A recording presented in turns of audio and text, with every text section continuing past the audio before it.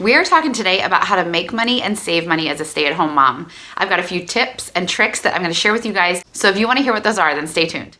Okay, if you don't know me, I'm Toni and I'm a homeschooling mom to 4 kids and I am a big thrifter. I'm a very thrifty mom. I love to save money. I love to get good deals. And that is one way that I bring money into our home. I do not work a job that gets paid. I don't work 9 to 5. I homeschool my kids. I don't get a paycheck for that. I have to be creative in other ways to help bring in money. And a lot of times that is through saving. So some of the stuff today will be saving and ways that you can bring in money that way. And some of the stuff will actually be making money. I'm not going to tell you guys how to become a gazillionaire or anything like that because I don't know how to do that, and that's not my goal in this. It's just to try to bring in a little bit to help out with maybe some of the extra things like Christmas time. Like right now is one of those times when for me, if I'm able to save here or if I'm able to bring in a little bit here to cover something like Christmas presents or something that's not necessary, that's not a bill, that's not, something important, then that's actually bringing in money because that's canceling out me having to take that out of our main account. Those are the reasons why I do this. And I thought that would be a good thing to help everybody else right now who maybe is stretching things and is tight living on one income. I know a lot of stay-at-home moms, you're probably living on one income unless you have a little side job. Also, the inflation has been rough lately. I think one thing that inspired this video was when I bought one of those boxes of butter. We buy the 4 sticks in a box of butter. I'd say they probably used to be $5 or $6, but I'm pretty sure it was like $9 or $10 for that same box of 4 sticks of butter. And that's when I realized this is not good. We need butter. There's some things that we need and the price is going up and there's nothing we can do about it. So how can we bring in money? So let's talk about that. First thing you can do that is super easy is to find businesses that you would be using anyway and find businesses that give rewards. A lot of businesses do give rewards in some way. And if it's something that you'd be using anyway, you might as well be getting something back. There's many businesses that do this. I'm sure you guys have heard of it. A couple of my favorites. One is ReadingRewards, which I just found out about. I cannot believe how long I've been shopping on thriftbooks.com without knowing that there are ReadingRewards. ReadingRewards, that's like a tongue twister. If you buy books, I think it's like if you buy so many books, then you get a free book. Well, I bought quite a few books on there and I didn't know there was a reading reward. A lot of times I don't feel like signing in and stuff, so I'll check out of the cart from many businesses. I'll check out as a guest instead of signing up for rewards. That's so dumb. Don't do that. If they offer rewards, you need to sign up for it because then you're getting free stuff. So if I'm going to be buying books on thriftbooks.com anyway, and then by the 5th or 6th or whatever book that I get, I'm going to get a free book. I'm bringing in money. I'm saving that $5 or so that I would have paid for that next book, and I'm getting it for free. Sign up for rewards. So ThriftBooks has the reading rewards where when you buy books, you get books back. They also have something called Share Book Love, which is you get free books when your friend uses your referral link. So that's something that if I have a referral link and then someone buys, I think you have to spend $30 or something on books, and then I get money back. You can do that with your friends too. So go ahead and sign up for it. And then if somebody's asking you, where'd you get that book or where do you guys shop? Send them the link and be like, hey, if you're going to buy it anyway, buy it off of my link. And then you'll get money back and that goes towards yours. So they have 2 different programs there, which is really awesome. Another one that I do is Zenni Optical. If you are a glasses wearer, I've done glasses videos on here before because I do wear glasses. I could not get I wanted to wear my new glasses for this video, but the ring light was driving me crazy I couldn't figure out how to get the reflection to not work. But anyway, I got a new pair of glasses recently. I buy glasses on Zenni all the time and I love them. I'm not affiliated with them at all. They have a refer a friend program. So what I do is I buy my glasses, I refer friends. I gave my sister a code the other day, a refer a friend code. And when she bought her glasses, then I get a $5 reward. She gets $5 off and I get a $5 reward. And I always link that on my videos too, so that you can use my refer a friend code and then you get a $5 off your purchase and then I get $5 off of my next pair of glasses. The reason why this is cool, and yes, it does add to my collection of glasses. I have a lot of glasses, but I do like glasses. You might as well make it fun if you got to wear glasses. I've had times where I've paid like $5 or $6 for glasses, including shipping, because of having rewards, having money off, things that I earned, or $5 back that I got from somebody else buying glasses. So it's totally the way to go. Any place that you shop regularly, see if they have some sort of rewards program. I know even like Domino's has it, and I will tell you, I haven't signed up because usually I don't feel like logging in, so I sign out as a guest, which is dumb. But I know it says like you'll earn, you know, the next time you buy pizza, or if you buy pizza this time, then you get a free one next month or whatever. Sign up for stuff like that. You get free stuff all the time. So I'm trying to help you guys out. Don't wait as long as I did. Another big way to save money is to buy and sell things on Facebook Marketplace. Now, this is like, I think most places probably, if you're in the US, most places have Facebook Marketplace, I'm sure. And first of all, buying, it's way cheaper. It's like garage sales, yard sales, you know, except you usually meet in a parking lot and exchange money and do it that way. One way to bring in money if you're a stay-at-home mom is to sell things that are just sitting around, that your kids have grown out of. You have those maybe baby toys, maybe you have one of those like big wheel bikes or something that everybody's grown out of. Go ahead and sell it on Facebook Marketplace. It doesn't cost anything to list it. Somebody's gonna buy it. You meet up, exchange the money, you get money for that. That's bringing in money. You're not getting a 9-to-5, you know, paycheck, but you're bringing in money. So find stuff in your house that you really don't need anymore, that nobody's using, or that they'd be willing to let go of, and that can offset the cost of something else. I try to sell stuff that we don't need anymore around Christmas time because everybody else is looking, and I'll sell that stuff on Facebook Marketplace, and then I've got a little bit more money to put into our Christmas budget. So that is a great way to do it. Okay, here's another way to do this. You can buy stuff thrifting, go thrifting, buy stuff for super cheap, and then upsell it. So I've done this before where I have bought, like, I bought a table for really, really cheap, and I recovered the chairs, and then I sold it for like $200. This was years ago. It was a really nice table, and I got it for cheap, and I didn't have to put too much in. I did have to put in some work and buy the fabric and recover the seats, but I definitely made a lot of money back on that. So feel free to buy stuff, paint it. You know, that's a big thing right now is people refinishing furniture, painting it. You know, you buy these like nightstands for like $10 and then sell them for $50. You're bringing in money. So that is a really great way. If you have any little bit of handy craftiness, then that is a great way to go. Okay, another thing. Now I have asked an expert on this. I'm gonna have her picture right here. I don't know much about eBay. I've actually honestly never bought anything on eBay before. This beautiful lady right here is my sister, and she is an eBay seller. Now she does this is like a side job, and she brings in a good bit of money doing this. So I asked her, I've been kind of thinking about it last time I visited her, we were thrifting and she picked up a couple things here and there. And I saw her looking up, how much is this gonna cost? How much is this selling on eBay? And I'm thinking, what is she doing?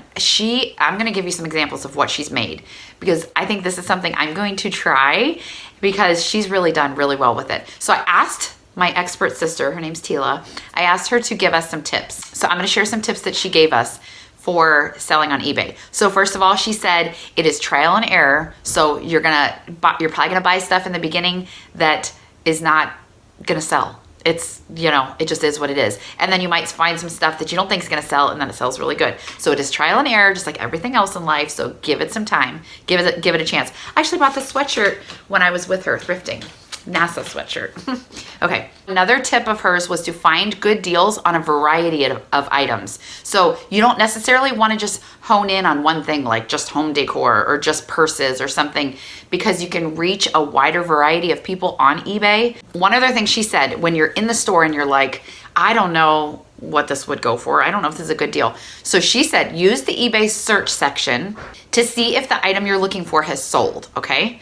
If it's regularly sold for twice of what you paid in the store, then you're definitely gonna make money off of it. So go for it. It's definitely worth buying and trying and listing it. So do your research to make sure that you're not coming up with a bunch of random stuff that you're gonna keep in your basement that's not gonna sell. You wanna have like, you know, you're gonna have a little stockpile until the stuff sells.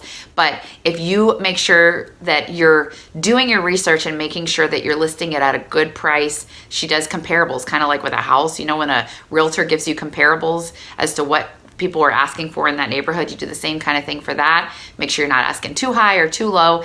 And she's done really well selling this stuff. So she said it takes a lot of research, but it is fun. Eventually you'll just walk through the store and you'll know what to pick up and you'll know what's gonna sell, and it just becomes kind of a no-brainer. It just takes practice.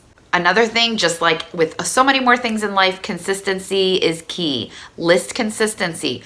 It makes a really big difference. I didn't know this because I didn't know how eBay works.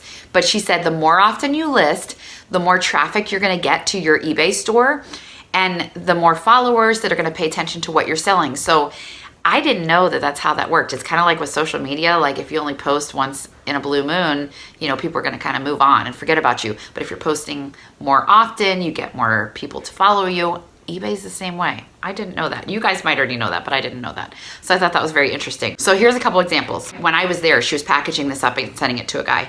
She paid $3 for an AC/DC World Tour concert t-shirt. $3 she paid for it. She sold it for $30. So she made $27 off of that because shipping and all that is included in the guy's price. Isn't that crazy? That's amazing.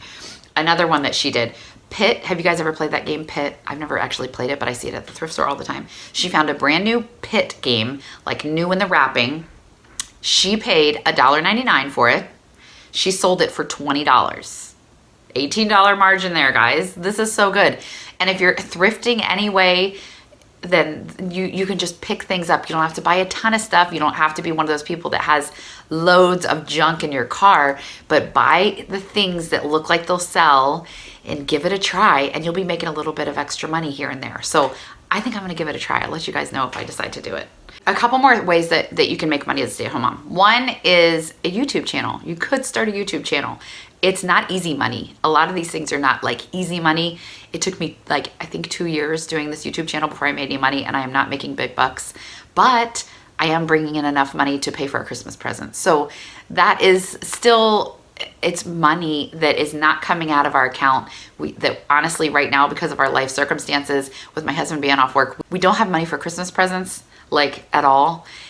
But I have money that I have made through YouTube, and I've been saving that and setting it aside so that I can pay for Christmas presents. And that's awesome. And I definitely think it's worth it because I do enjoy doing these videos. So like, subscribe, and share with your friends if you want to support my channel, because it really does support my channel when you guys do stuff like that. If this is something that you want to do, it is work. It is not an overnight thing. It definitely has to be a commitment. It's got to be something you love. If you don't love doing it, if you don't love making videos, don't do this, because it does take time out of your family life, out of your day. But if it's something that you do love, it's totally worth it. I really think it's worth it. I'll probably never be a million subscriber YouTuber, and that's totally fine, but I'm making enough to make it worth my time.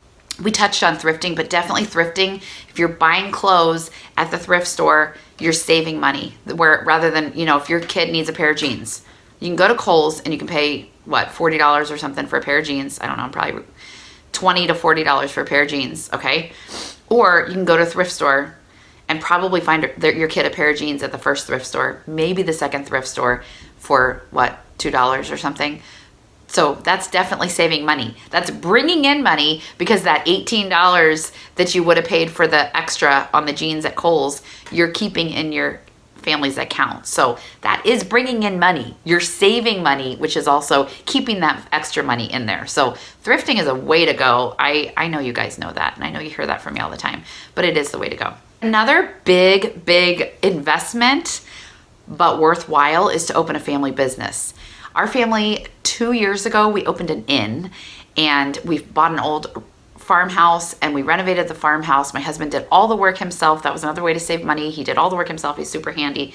It's like an Airbnb, but we call it an inn. But anyway, love it. And it's very, I think for a family business, it's one of the most low maintenance family businesses, because all we do is we manage it online, manage the reservations and things like that. And then we clean when they leave. We clean when they leave, check when they check out, make sure they didn't leave the stove on, things like that. But it's very low maintenance. So I really would encourage you guys, if you have the money to do something like that, or even do like an Airbnb type of thing. Some people do that in their basement, or whatever, have a little house on their property. But that has been huge for us, especially since my husband's been out of work. That is our sole income right now. And it was honestly, when we opened it up, it was just a thing that we were like, I've always dreamed of having a bed and breakfast, and this opportunity came up, and so we bought this house at auction, and it was kind of just a fun like thing that we did on the side, and now it's actually thriving and it's holding our head above water. It definitely takes a lot from you, but that is worth it because you can stay home. You know, that's something my kids do with me. They help me clean. They help my husband clean. We do it as a family. So that is really a big investment, but can be amazing. Okay, the last thing is going to sound crazy, okay? But please take my word for it. One thing you can do to save money is to buy and sell your house when the market is good. And you might be like, that's crazy. Okay, listen, we have moved 7 times since we got married, okay? Which also might sound crazy. We're not military. But we have bought and sold whenever the market was good. Not whenever the market was good, but when the market was good, if we were in a position to sell, we would sell and made much more on our house than we did when we bought it. First house we bought just needed some minor renovations, and we ended up selling it for a lot more. Then we're able to get like a little bit of a bigger house at the next one, and that one was just needed some usually it's just cosmetic stuff. And so paint, a lot of people walk into a house and they're like, I can't paint, I don't want to take this on. Well, my husband knows how to do that stuff. So if you have a handy husband, do it, brighten things up, paint, change the light fixtures, change the flooring, whatever, things like that. Live there for a couple years. And then if the market is good, sell your house when the market is good, make a good bit, and then you can eventually get to kind of your dream home. So that was something that, rather than we didn't make loads of money, so we couldn't just go buy our dream home, but we worked hard for it, and we worked our way up to getting a house in the area we wanted, a house that we loved. So I'm telling you from experience, it really is worth it. Now I know some of you guys might be like, but well, your poor kids don't have okay, yes, we're at that point now where I said, I'd like to stay here. So our plan, unless God changes things, is to stay in the house we're in for good, because I want this to be their home. But it was actually really cool. We enjoyed moving. It was fun to have, new places, and I don't know, we actually enjoyed it. So we might be weird. We like change. So it was really cool, but we are at a stable place now where we're going to stay put. But it was neat, especially if you're young, to do that when you're young and when your kids are young, because our kids remember the other houses, but we've made memories at every house. So it's been neat. Anyway, definitely a way to make money. I'm serious. Buying and selling when the market is good. Right now the market's not good, but when the market is good, you be ready to sell your house for big bucks, and then you can move to something else. So anyway, that's just an insider tip. So if you want to be able to stay home, you don't want to go out and work in the workforce, these are some great ways to just kind of bring a little bit in here and there. There's obviously ways to make more money. There's ways that you can work online and you can sell things and do actually work for a business to make more money. That's not what my goal was for this. This was just little tips, little things to bring in a little bit here and a little bit there to pay for the stuff that's not necessary. Like if we eat out or something, it's nice to be able to do that out of the extra budget and not out of the main budget. Or if we want to go to the movies, or if we want to buy something that we don't need, or go on a vacation or something like that. Those are the kind of things that it'd be nice to have this extra pocket that stay-at-home mom brings in money somehow, whether it's selling things or just saving or thrifting or whatever it is. Some of the things that I mentioned, those things really can add up in the end. So I hope these things were helpful for you. If you have any other ideas that I missed, I'm sure I missed a ton. So let me know in the comments if you had any other ideas that we can bring in some extra money just in an easy way that doesn't take away from the family. Please let me know in the comments. If you like this video, please give me a thumbs up, and don't forget to subscribe if you haven't. And I will see you guys in the next video. Thanks for being here. Bye.